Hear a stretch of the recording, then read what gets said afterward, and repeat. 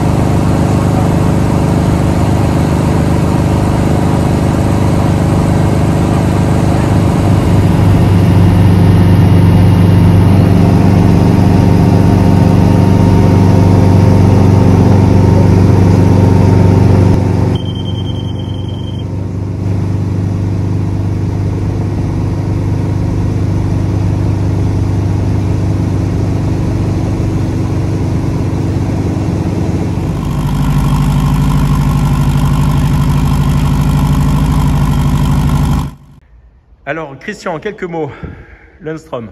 En formation, je pense que c'est une machine qui est très agréable, qui n'est pas vicieuse, donc pour l'instructeur, je dirais, il n'y a pas de stress, qui est stable, un rotor tripal, une bonne inertie dans le rotor, donc tout ce qui est autorotation, je dirais, il n'y a pas de souci. En plus, un train d'atterrissage large, donc la glissade sans souci. C'est une machine qui a l'avantage d'être spacieuse, donc on est à l'aise, même quand on est un peu bien portant. Hein. C'est une machine qui est bien ventilée, donc en plein été, même derrière la bulle, avec du soleil, on a des vitres qui sont larges, des bonnes fenêtres avec des petits déflecteurs, donc ça ventile très bien. Le moteur est bien ventilé également, même en travail sol, on ne peut pas dire qu'il monte en température comme on pourrait avoir sur d'autres aéronefs. Je dirais c'est une très bonne machine pour l'école. Voilà. Certains vont dire qu'il est un peu cher, mais il a un avantage, c'est qu'au niveau entretien, c'est on condition. Donc c'est pas comme certaines machines, quand vous arrivez à 12 ans, en gros, vous changez 95% de la machine. Ah oui, c'est un sacré avantage. Ça donne quoi en vitesse de croisière?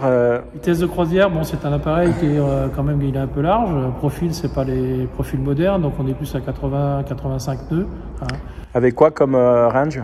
Avec range, bon, on va dire, on a 2h20 d'autonomie, hein, sans vent. Donc on fait des sauts de puce.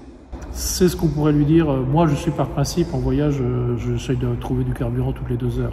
Je dirais, on allie le confort et c'est agréable à piloter également et c'est agréable même pour les passagers. Oui, j'ai vu, alors il n'a pas de pilote automatique, mais il est trimé de telle manière que... Un stabilisateur, je dirais, qui fait que les commandes ne bougent pas. Et donc, si on n'a pas de turbulence, si on n'a pas trop de vent, on peut lâcher les commandes et payer sa carte, parce que c'est pas évident dans beaucoup d'hélicoptères. Quand on lâche les commandes, il a plutôt tendance à faire un peu ce qu'il veut. Voilà. Sur cet hélico, on a un peu la stabilité qu'on pourrait trouver en avion. Voilà.